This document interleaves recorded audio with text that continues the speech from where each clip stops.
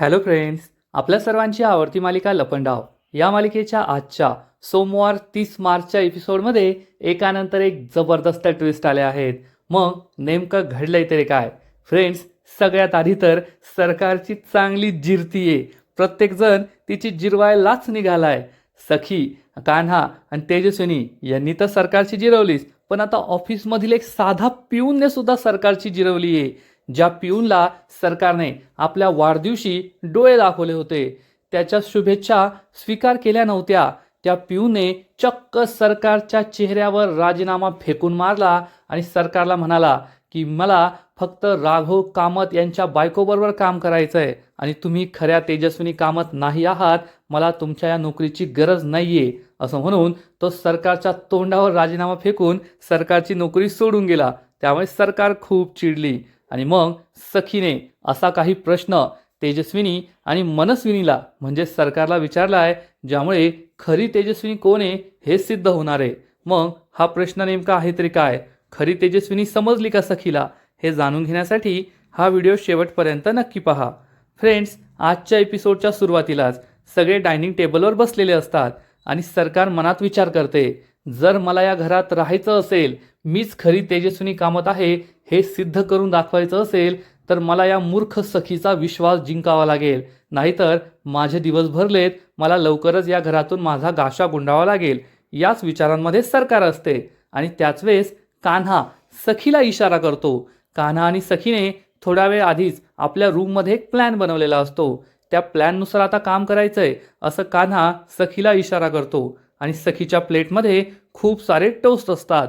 सखीला कान्हाचा इशारा समजतो की कान्हा आपल्याला काय सांगतोय.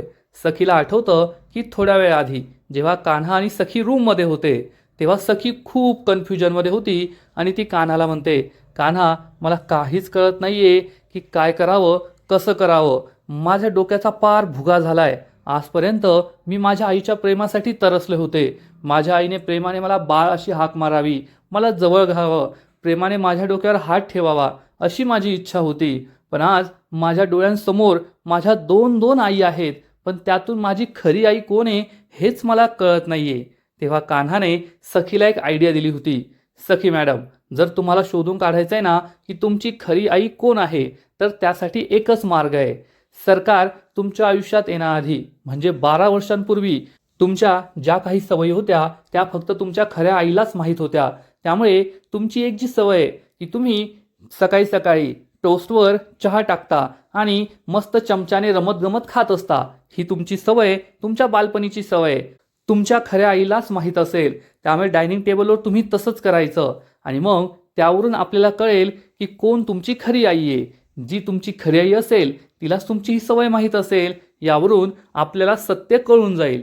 सखीला हे पटलेलं असतं आणि मग कान्हाने सखीला इशारा केल्यानंतर सखी कान्हाने सांगितल्याप्रमाणेच आपल्या प्लेटमध्ये चक्क 2-3 टोस्ट घेते आणि त्यावर चहाच्या किटलीने चक्क चहा टाकू लागते. सरकार, तेजस्विनी सगळे हे पाहत असतात आणि कान्हा हा जाणून बुजून सखीला म्हणतो, सखी मॅडम, हे काय करताय तुम्ही? तर सखी म्हणते, काय करतीये? मला टोस्ट आणि चहा खायचा आहे, तेच करतीये. तर कान्हा म्हणतो, काय सखी मॅडम, एवढ्या मोठ्या कामत एम्पायरच्या मालकीन तुम्ही आणि तुम्हाला कसं चहा टोस्ट खावं ते सुद्धा कळत नाही का? तुम्हाला काही मॅनर्स आहेत की नाही? ही कोणती पद्धत आहे चहा आणि टोस्ट खायची? असं तो चक्क सखीवर ओरडतो आणि हे ऐकून तेजस्विनी हसू लागते. पण मनस्विनी म्हणजे सरकारला मात्र खूप राग येतो. तसंही तिला सखीसमोर मला तुझा खूप पुळका आहे, मी तुझी खरी आई आहे हे सिद्ध करून दाखवायचंय. त्यामुळे मनस्विनी सरकार चक्क कान्हाला म्हणते, ए तू कोण आहे रे? तुझी काय हिंमत, तुझी लायकी आहे का सखीला बोलायची? हे सखीचं घर आहे, त्यामुळे सखीला जसं खायचं तसं सखी खाईल. तू तिला बोलणारा कोण आहे? हे ऐकून कान्हा आणि सखीला मोठा धक्काच बसतो आणि कान्हा काही बोलणार इतक्यात सरकार म्हणते, ती माझी लाडकी लेक आहे, तिला जे करायचंय ते करू दे, जसं खायचंय तसं खाऊ दे, तुला बोलण्याचा काहीच अधिकार नाहीये हे लक्षात ठेव. आणि कान्हा हे ऐकून खुश होतो, कारण त्याला माहीत असतं की सरकारची ही रिॲक्शन होऊन सखीला कळलंय की सरकारला तिच्या लहानपणीच्या सवयीबद्दल काहीच माहिती नाहीये. आणि मग खरी तेजस्विनी ही सखीला म्हणते, सखी बाळा, तुझी लहानपणीची सवय अजून गेली नाहीये का? हे ऐकून सरकारच्या पायाखालची जमीनच सरकते. तर सखीला मात्र आश्चर्य वाटतं. सगळे तेजस्विनीकडे आश्चर्याने पाहू लागतात आणि तेजस्विनी सखीला म्हणते, लहानपणी सुद्धा तू असंच रमत गमत खायचीस. आणि मग सरकार तेजस्विनीवर ओरडते, मनस्विनी तुझा काय संबंध?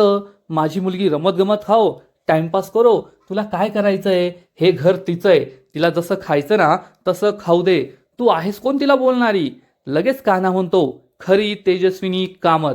सरकारला मोठा धक्काच बसतो आणि कान्हा सगळ्यांना सांगतो, कारण खऱ्या तेजस्विनी कामतलाच माहीत होतं की असं खाण्याची सवय सखीला लहानपणी होती.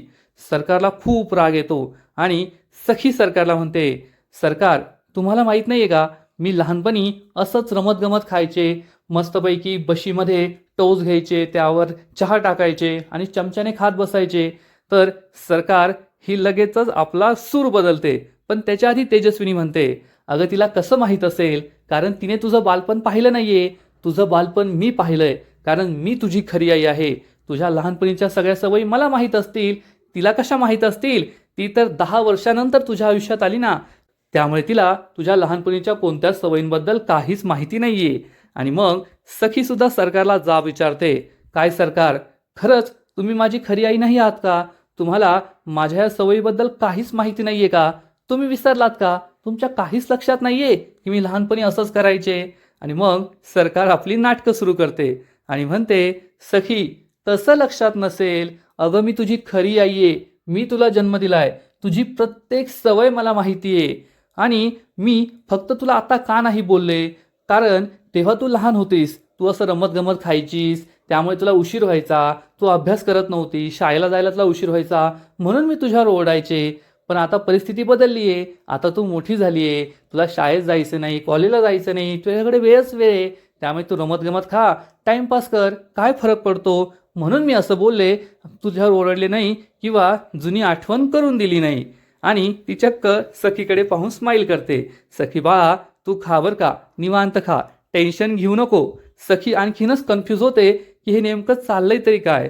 आणि कान्हा काही बोलणार इतक्यात सरकार त्याच्यावर चिडून म्हणते, गप्प बसायचं, कारण दिवसभर हा टाइमपास करत बसायला माझ्याकडे वेळ नाहीये.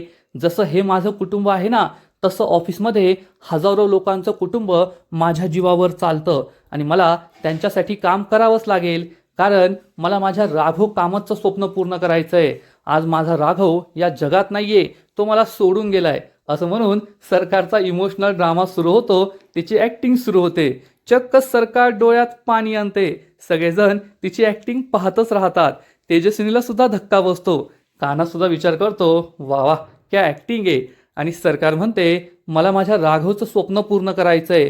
राघवने हे जे इतकं मोठं एम्पायर तयार केलंय ना, आणि यात हजारो लोक काम करतात, त्यांची कुटुंब चालतात, त्यांच्या घरात अन्नशिस्त मी काम केल्यामुळे, त्यामुळे मला इथे टाइमपास करत बसायला वेळ नाहीये, मला ऑफिसला जायचंय, काम करायचंय, त्या लोकांच्या घरात अन्न शिजलं पाहिजे, त्यासाठी मला कष्ट करायचे, माझ्या राघवचं स्वप्न मला पूर्ण करायचंय. आज माझा राघव जेथे कोठे असेल तेथे तो पाहत असेल आणि त्याला हे बिलकुल आवडणार नाही की मी माझं काम करत नाहीये. तिची ही ॲक्टिंग पाहून उर्मिला तर खूप खुश होते. परशुराम तिच्याकडे एकटक पाहतच राहतो आणि सरकार जागेवर उठून उभी राहते आणि म्हणते, मी ऑफिसला चालली आहे. ती परशुरामकडे रागारागाने पाहते. परशुराम सुद्धा उभा राहतो आणि कान्हाला इशारा करतो, ए तुला काय आमंत्रण देऊ का, चला ऑफिसला. तर कान्हा म्हणतो, मी 4 दिवस सुट्टीवर आहे. सरकार आणि परशुरामला जबर धक्का बसतो. कान्हा म्हणतो, सरकार पुढील 4 दिवस माझ्यासाठी खूप महत्त्वाचे आहेत आणि माझ्या ज्या प्री अप्रूव्ड सुट्ट्या होत्या ना, त्याच मी घेतल्या आहेत, त्याबद्दल मी यांना ईमेल सुद्धा केला होता. परशुराम काका तुम्ही काही ईमेल वाचत नाही का? परशुरामकडे काहीच उत्तर नसतं. आणि कान्हा म्हणतो, पाहिलं का सरकार, हा तुमचा मॅनेजर काही कामाचा नाहीये, तो काहीच काम करत नाही. परशुराम खूप चिडतो, सरकारलाही राग येतो आणि सरकार कान्हा तेजस्विनी यांच्याकडे रागारागाने पाहून तेथून निघून जाते. आणि कान्हा विचार करतो की आता पुढे काय करायचं. सरकारने हा प्लॅन तर फ्लॉप केला, आता नवीन काहीतरी प्लॅन बनवावा लागेल, हाच विचार कान्हाच्या मनात असतो. आणि इकडे सरकार तिच्या ऑफिसमध्ये पोहोचलेली असते, केबिनमध्ये बसलेली असते. आणि आज सकाळी काय घडलं, मी डायनिंग टेबलवर आले तर कोणाच्याच डोळ्यात माझ्याबद्दलची भीती नव्हती, कुणीच आपल्या जागेवर उभं राहिलं नाही, सगळे जागेवर बसलेलेच होते, हे सरकारला आठवतं. आणि मग तो कान्हा कसं नाक वर करून बोलत होता हे सुद्धा तिला आठवतं. सरकार खूप चिडते, सरकारच्या हातात पेपरवेट असतं, सरकार रागारागाने हे पेपरवेट फेकणार. तेवढ्यात परशुराम तेथे येतो. सरकार स्वतःला थांबवते. परशुराम मात्र चांगलाच घाबरतो की वाचलो, नाहीतर आज माझा कपाळमोक्षच झाला असता. आणि सरकार त्याच्याकडे रागारागाने पाहून विचारते, माझी कॉफी कुठे? परशुराम म्हणतो, हो सरकार येतीये. आणि तेवढ्यात पिऊन तेथे येतो आणि त्याच्या हातात कॉफी असते. तो सरकारसमोर कॉफी ठेवतो. सरकार त्याच्याकडे रागारागाने पाहते. पिऊन तसाच उभा राहतो. सरकारला आठवतं, हा तोच पिऊन आहे जो माझ्या वाढदिवसाला आला होता आणि त्याने मला हॅपी बर्थडे विश करण्यासाठी हात पुढे केला होता, पण मी त्याला हात नव्हता मिळवला. त्यानंतर खरी तेजस्विनी आली तर या तेजस्विनीने सगळ्यांसमोर त्याला सांगितलं होतं की तुमची बायको कशी आहे, मीच तिच्या ऑपरेशनसाठी मदत केली होती, तुमच्या मुलीचं नाव सुद्धा मीच ठेवलं होतं, आता ती मोठी झाली असेल ना. आणि याने सगळ्यांसमोर हो तेजस्विनी मॅडम असं म्हणाला होता. सरकारला खूप राग येतो. सरकार या पिऊनला विचारते, काय रे तू काहीतरी विसरतोय का? पिऊन विचारतो, काय सरकार? तर सरकार म्हणते, तू मला गुड मॉर्निंग म्हणायला विसरलाय. गुड मॉर्निंग का नाही म्हणालास? तुझ्या मनात माझ्याबद्दलची भीती राहिली नाहीये का? तर हा पिऊन खरंच सरकारची चांगली जिरवतो. जी हिंमत घरात कोणाच नाहीये ती या पिऊनमध्ये. आणि हा पिऊन म्हणतो, नाही, माझ्या मनात आता तुमच्याबद्दलची कोणतीच भीती राहिलेली नाहीये. सरकार चिडून म्हणते, तुझ्या या ऑफिसमधील दिवस भरलेत वाटतं, तुला इथे काम नाही करायचंय का? तर हा पिऊन म्हणतो, हा नाही करायचंय. या ऑफिसमध्ये मागील 12 वर्षांपासून मी काम करत होतो, राघव साहेब गेल्यापासून. कारण मला असं वाटायचं की तुम्हीच माझ्या तेजस्विनी वहिनी आहात. माझ्या राघव साहेबांसाठी आणि तेजस्विनी वहिनीसाठी मी येथे काम करायचो. पण आता मला कळून चुकलंय की तुम्ही माझ्या खऱ्या तेजस्विनी वहिनी नाही आहात. म्हणून मला आता येथे काम करायची गरज नाहीये. असं म्हणून हा पिऊन चक्क सरकारसमोर आपला राजीनामा ठेवतो. सरकारच्या पायाखालची जमीनच सरकते. परशुरामला सुद्धा जबर धक्का बसतो. सरकार या पिऊनकडे पाहतच राहते की आता माझं काही खरं नाही. घरातले तर घरातले, ऑफिसमधला पिऊन सुद्धा मला किंमत देत नाहीये. हा पिऊन सरकारला ठणकावून सांगतो, सरकार मला तुमच्या फडतूस नोकरीची गरज नाहीये. फक्त राघव साहेबांच्या प्रेमापोटी इतकी वर्ष मी ही नोकरी करत होतो. पण आता मला तुमच्या नोकरीची गरज नाहीये. मी येथून काम सोडून चाललोय. असं म्हणून हा पिऊन ट्रे तेथे ठेवतो आणि नोकरी सोडून निघून जातो. सरकारचा विश्वासच बसत नाही. सरकार उभी राहते आणि परशुरामला जाब विचारते, परशु हे सगळं काय चाललंय?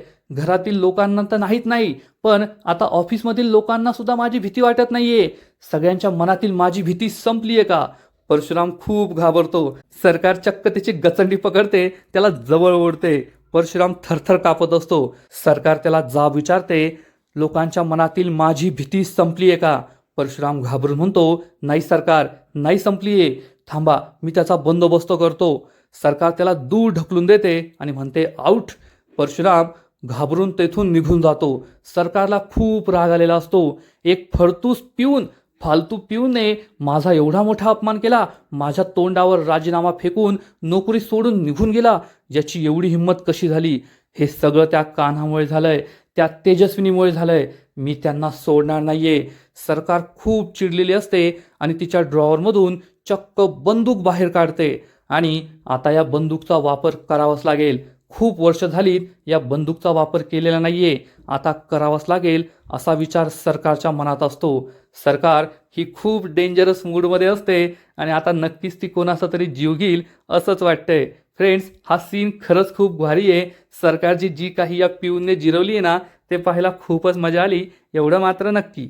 इकडे कान्हा आणि किरण हे दोघे मस्त चहा पीत गप्पा मारत बसलेले असतात, परंतु त्यांचा सरकार तेजस्विनी हाच विषय सुरू असतो. आणि किरण म्हणतो, ही बाई इतकी पाताळ यंत्री असेल असं मला नव्हतं वाटलं. तर कान्हा सांगतो, हे तर काहीच नाहीये. मी एवढं सगळं सत्य समोर आणून सुद्धा ही बाई अजून काही हार मानत नाहीये. सरकारने सगळ्यांसमोर हे मान्यच केलं नाहीये की ती मनस्विनी आहे, तर उलट तीच तेजस्विनी आहे हे ती सिद्ध करण्याचा प्रयत्न करते. आज सकाळी सुद्धा तेच झालं आणि मला आता लवकरात लवकर त्या सरकारचं सत्य बाहेर आणावंच लागणार आहे. तीच तेजस्विनी आहे हे सगळ्यांसमोर सिद्ध करावं लागणार आहे. किरण म्हणतो, पण हे काही सोपं काम नाहीये, तुला त्यासाठी खूप सारे पापड बेलावे लागतील, एवढं मात्र नक्की. कान्हा म्हणतो, हो, मी त्यासाठीच प्रयत्न करतोय. किरण त्याला सांगतो, काही पेपर्सवर मला तुझ्या सह्या हव्या होत्या. आणि किरण हे पेपर्स आपल्या बॅगमधून बाहेर काढतो, पण त्याच एक वेळेस एक माणूस धावत पळत तेथे येतो आणि किरणला जोरात धक्का मारतो. किरण त्याच्यावर ओरडतो, पण कान्हाची नजर मात्र जमिनीवर जाते. जमिनीवर काहीतरी पडलेलं असतं. म्हणजे हा माणूस जो पळत होता त्याच्या हातातून काहीतरी पडलंय. मग हे नेमकं आहे तरी काय? कान्हा त्याकडे इतका निरखून का पाहतोय हे तर आपल्याला नंतरच कळणार आहे. पण सखी मात्र तिच्या बाथरूममध्ये उभी असते आरशा समोर आणि विचार करत असते. तिला आठवतं की सरकारच्या बर्थडे पार्टीमध्ये कान्हा तेजस्विनीला, खऱ्या तेजस्विनीला घेऊन आला, जिने सांगितलं की मी तुझी खरी आई आहे आणि ही सरकार म्हणजे मनस्विनी आहे, माझी सख्खी जुळी बहीण, तुझी मावशी, जिने मागील 12 वर्षांपासून मला डांबून ठेवलं होतं, माझा अमानुष छळ केला होता. हे सगळं ऐकून, हे सगळं आठवून सखी आणखीन घाबरते, स्वतःच्या चेहऱ्यावर पाणी मारते. या सगळ्याचा तिला खूप त्रास होत असतो. कोण खरी तेजस्विनी आहे, कोण मनस्विनी आहे? सरकार खरंच इतकी वाईट आहे का? तिने माझ्या खऱ्या आईला इतकी वर्ष डांबून ठेवलं होतं का? हा सगळा विचार करून ती खूप दुःखी झालेली असते, कन्फ्यूज झालेली असते. आणि त्याच वेळेस तेजस्विनी तेथे येते आणि सखीला म्हणते, तुझी ही लहानपणापासूनची सवय होती. आरशासमोर उभं राहून तू विचार करायची, अजून तुझी ती सवय गेली नाही का? सखी चेहरा पुसते आणि विचारते, तुम्हाला कसं माहीत की ही लहानपणापासून माझी सवय आहे? तर तेजस्विनी म्हणते, कारण तू माझीच मुलगी आहे. अजून तुझ्या मनाने हे मान्य केलं नाही आहे की मीच तुझी खरी आई आहे. पण हे सत्य आहे, मीच तुझी खरी आई आहे, मीच तुला जन्म दिला आहे. पण सखी मात्र कन्फ्यूज असते आणि तेजस्विनीला म्हणते, खरंच मला खूप कन्फ्युजन झालंय, मला कळतच नाहीये कोण खरी तेजस्विनी आहे, कोण मनस्विनी आहे. सरकारच माझी खरी आई आहे की तुम्ही माझी खरी आई आहात? आज मी 21 वर्षांची पूर्ण झाली आहे आणि या 21 वर्षांमध्ये दोन दोन आयुष्य मी जगली आहे. पहिले 10 वर्ष माझ्या आयुष्यात माझी आई होती, जी आई माझ्यावर खूप प्रेम करायची. तिच्यासाठी मीच तिचं जग होते. माझ्या अवतीभोवती ती फिरायची, माझ्यासाठी प्रत्येक गोष्ट करायची, माझ्यावर प्रेम करायची, प्रेमाने मायेने माझ्या डोक्यावर हात फिरवायची. आणि मग पुढील 11 वर्ष मी त्या आईबरोबर राहिले, ज्या आईला माझ्यावर प्रेम नव्हतंच, ज्या आईच्या प्रेमासाठी मी तरसले, ज्या आईने माझ्यावर प्रेम करावं, मला प्रेमाने बाळा म्हणावं, ती आई मला कधी भेटलीच नाही. उलट त्या 11 वर्षांमध्ये मी माझ्या आईला आई अशी हाकसुद्धा नाही मारू शकले. त्या आईने मला फोर्स केलं की मला सरकार म्हण, मला आवजाव कर, मला तू वगैरे म्हणू नकोस. अशा आईबरोबर मी राहिले. अशी 2 आयुष्य मी जगली आहे. आणि आज 11 वर्षानंतर तीच माझी लहानपणीची पहिल्या 10 वर्षांची आई परत आली आहे, जी माझ्यावर प्रेम करतीये, माझ्यावर माया करतीये. मग ती आई खरी आहे की ही आई खरी आहे? या दोन्हींमध्ये मला काहीच कळत नाहीये. सखीचं खूप कन्फ्युजन झालंय हे तेजस्विनीच्या लक्षात येतं आणि तेजस्विनी सखीचा हात जवळ घेते, तिला समजावून सांगते, सखी बाळा, तू जास्त कन्फ्यूज होऊ नकोस. जेव्हा कधी आपल्या मनात शंका निर्माण होता की कोण खरं आहे आणि कोण खोटं आहे, त्यावेळेस प्रश्न विचारायचे असतात आणि तू प्रश्न विचारायला घाबरू नकोस. तू प्रश्न विचार, असे प्रश्न विचार जे फक्त तुझ्या खऱ्या आईला तेजस्विनी कामतलाच माहीत असतील. आणि मग तुला तुझ्या त्या प्रश्नाचं उत्तर मिळेल की खरंच तुझी खरी आई कोण आहे. तू असे प्रश्न विचार जे फक्त मलाच माहीत असतील, तुझ्या जन्मदात्या आईलाच माहीत असतील. जसं की आरशासमोर उभं राहून बोलण्याची तुझी ही सवय फक्त मलाच माहिती आहे, ती सरकारला नाही माहीत राहू शकत. तुझ्या बाबांना, राघव कामतला डायरी लिहिण्याची सवय होती, ते नेहमी डायरी लिहायचे. ही गोष्ट फक्त मला माहिती आहे, ही गोष्ट सरकारला कधीच माहीत असू शकत नाही. त्याचबरोबर तुला जी चहावर खारी खाण्याची सवय होती, टोस्ट खाण्याची सवय होती, ही सवय फक्त मला माहिती आहे. ही सवय त्या सरकारला कधीच नाही करू शकत. तू हेच कर, एक प्रश्न तयार कर, ज्या प्रश्नाचं उत्तर फक्त खऱ्या तेजस्विनीला माहीत असेल. दोघींना हा प्रश्न विचार, जो कोणी उत्तर देईल ती तुझी खरी आई असेल. इतकं सोपं आहे हे. आणि सखीला सुद्धा हे पटतं. पण सगळ्यात मोठा ट्विस्ट येथेच येतो, कारण जेव्हा सखी आणि तेजस्विनी बाथरूममध्ये उभं राहून हे सगळं बोलत असतात, तोपर्यंत सरकार सुद्धा घरी आलेली असते आणि सरकारने त्यांचं हे सगळं बोलणं ऐकलेलं असतं. की राघव डायरी लिहायचा, सखीची लहानपणीची कोणती सवय होती, ती आरशासमोर उभं राहून बोलायची, विचार करायची आणि मग हे सगळं सरकारने ऐकलेलं असतं आणि सरकारला समजतं की तेजस्विनी खूप मोठा डाव खेळतीये आणि आपण तिच्या या प्लॅनमध्ये अडकायला नको. हे सगळं ऐकून सरकार तेथून निघून जाते आणि मग तेजस्विनी सखीला आपल्या बालपणीचा फोटो देते, ज्यामध्ये छोटीशी सखी राघव कामतच्या कडेवर असते आणि तेजस्विनी सुद्धा असते. या फोटोकडे पाहून सखी खूप इमोशनल होते आणि तेजस्विनी तिला समजावून सांगते, सखी बाळा, हे आहे आपलं खरं आयुष्य, तुझे बाबा, मी आणि तू, आणि आपल्याला हे आयुष्य परत मिळवायचं आहे. पण या फोटोमध्ये त्या मनस्विनीला सरकारला कोणतीही जागा नाहीये आणि जर तुला तुझं सत्य जाणून घ्यायचं असेल, आमचं सत्य जाणून घ्यायचं असेल, तर तुला प्रश्न विचारावेच लागतील. आणि सरकार ही रागारागाने आपल्या रूममध्ये येते तेव्हा तिला सगळं आठवतं की तेजस्विनी सखीचे कान कसे भरत होती. खरी तेजस्विनी कोण आहे हे शोधून काढण्यासाठी तिने सखीला प्रश्न विचारायला सांगितले आहेत. राघव कामत डायरी लिहायचा हे सरकारला आठवतं. सरकार म्हणते, राघव डायरी लिहायचा हे तर मला माहीतच नव्हतं. या डायरीमध्ये राघवने त्याचे सगळे सिक्रेट्स लिहिलेले असतील. जर ती डायरी मला सापडली तर मात्र मला राघवचा आणि तेजस्विनीचा सगळा भूतकाळ समजेल आणि मग सखीने मला कोणताही प्रश्न विचारला तरी तो मला अवघड जाणार नाही आणि मग मीच खरी तेजस्विनी आहे हे मला सिद्ध करता येईल. परंतु राघवने ती डायरी कोठे ठेवली असेल? 12 वर्षानंतर ती डायरी मला कशी सापडणार? इतक्या वर्षात तर ती मला सापडली नाही. त्या डायरीचं रहस्य आहे तरी काय, हाच प्रश्न सरकारला पडलेला असतो आणि त्याच वेळेस सरकारचा मोबाईल वाजतो. सरकारला तिच्या ऑफिसमधून एका जुन्या एम्प्लॉईने कॉल केलेला असतो. सरकार म्हणते ठीक आहे, ती कॉल कट करते आणि सरकारला एक आयडिया सुचते. हा ऑफिसमधला जुना एम्प्लॉई आहे, याचा अर्थ त्याला राघव कामतच्या डायरीबद्दल नक्की माहीत असेल असं सरकारला वाटतं आणि सरकार ही डायरी शोधून काढण्याचा विचार करते. आणि आजचा एपिसोड येथेच संपतो. फ्रेंड्स, लपंडाव या मालिकेचा आजचा एपिसोड खरंच खूप भारी होता.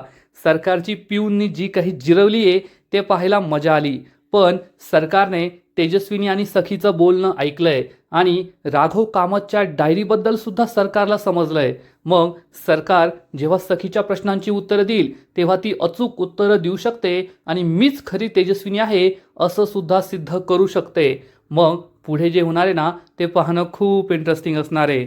आजचा एपिसोड तर भारी होता, पण लपंडाव मालिकेचा पुढील एपिसोड आणखीन भारी असणार आहे. आणखीन मोठा ट्विस्ट या मालिकेत येणार आहे. मग नेमकं घडणार तरी काय? तर फ्रेंड्स, लपंडाव मालिकेच्या पुढील एपिसोडमध्ये आपण पाहू की सखी ही सरकार आणि तेजस्विनी या दोघींना एकमेकींसमोर बसवणार, दोघींकडे एक चिठ्ठी देईल आणि म्हणेल, आता मी तुम्हाला एकच प्रश्न विचारणार आहे, जी कुणी या प्रश्नाचं अचूक उत्तर देईल ती माझी खरी आई तेजस्विनी कामत असेल. आणि मग सखी या दोघींना सुद्धा एकच प्रश्न विचारणार आणि हा प्रश्न असेल की माझ्या वडिलांची तब्येत खूप बिघडली होती, त्यांना एक आरोग्याची समस्या निर्माण झाली होती, ती कोणती होती? आणि सरकार आणि तेजस्विनी या दोघीही या प्रश्नाचं उत्तर लिहिणार. आता सरकारला या प्रश्नाचं उत्तर माहीत असण्याचं कोणतंच कारण नाहीये, पण राघव कामतची डायरी जर सरकारला भेटली असेल तर यात नक्कीच ही गोष्ट लिहिलेली असेल. त्यामुळे सरकारसुद्धा या प्रश्नाचं अचूक उत्तर देऊ शकते आणि स्वतःला खरी तेजस्विनी सिद्ध करू शकते. दोघीसुद्धा या प्रश्नाचं उत्तर लिहितील आणि जेव्हा सखी सरकारच्या प्रश्नाचं उत्तर वाचणार तेव्हा तिला जबर धक्का बसेल. मग सरकारने असं काय उत्तर दिलंय, नेमकं घडलंय तरी काय, हे पाहणं खूप इंटरेस्टिंग आहे. तर फ्रेंड्स, तुम्हाला सुद्धा लपंडाव ही मालिका आवडते का? नक्कीच कमेंट करून सांगा. आणि लपंडाव मालिकेचे असेच नवीन नवीन एपिसोड, नवीन नवीन अपडेट सर्वात आधी पाहण्यासाठी व्हिडिओला लाईक करा, शेअर करा, चॅनलला सबस्क्राईब करून बेल आयकॉनवर क्लिक करा, म्हणजे या मालिकेचे नवीन नवीन एपिसोड तुम्हाला सर्वात आधी पाहायला मिळतील. खूप खूप खूप धन्यवाद.